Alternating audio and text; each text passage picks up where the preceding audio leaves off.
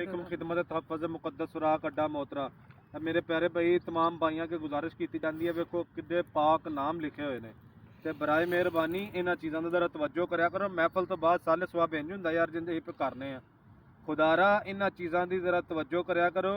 वो खुदा दे बंदे जो फ्लैक्सा छपवाते हो लाह लगे कितना टाइम लगता है तो ला के महफूज कर लगे थोड़ा टाइम लगता है तो तुहाडे अगे तरला किया जाता जेडे मेरे भाई फ्लैक्सा छपवाते पे ने ताकि अल्लाह तबारक व तआला जल्ला शान दे नाम मुबारक की बेहुरमती बेअदबी गुस्ताखी की जा रही है तो लिहाजा इन्होंने इस चीज़ को मद्देनजर रखना चाहिए यार। महफल तो बाद साले सवाब इंज हुंदा है, वेखो किड्डे किड्डे पाक कम सो कम यार अपने अपने पीर की तस्वीर लाने आ या ਉਹਦਾ मुबारक नाम लिखा ਹੁੰਦਾ कम से कम ਸਾਨੂੰ ਉਹਦੀ कदर कर लेनी चाहिए बुजुर्गों की।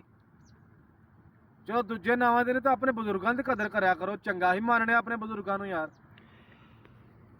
ਤਾਂ ਵੇਖੋ ਪਾਣੀ ਵੇਖ ਲਓ ਕਿੱਡਾ ਕੁ ਸਾਫ਼ ਪਾਣੀ ਹੈ ਤੇ ਤੁਹਾਡੇ ਅੱਗੇ ਤਰਲਾ ਕੀਤਾ ਜਾਂਦਾ, ਹੱਥ ਬੰਨ ਕੇ ਤਰਲਾ ਕਰਨਾ ਤੁਹਾਡੇ ਅੱਗੇ ਤਾਂ ਕਿ ਅੱਲਾਹ ਤਬਾਰਕ व तआला जल्ला शान ਉਹਦੇ ਨਾਮ ਮੁਬਾਰਕ ਦੀ ਬੇਹੁਰਮਤੀ ਬੇਅਦਬੀ ਨਾ ਕਰਿਆ ਕਰੋ। ਤੁਹਾਡੇ ਅੱਗੇ ਤਰਲਾ ਕਰਨਾ ਮੈਂ ਭਰਾਵਾਂਗੇ।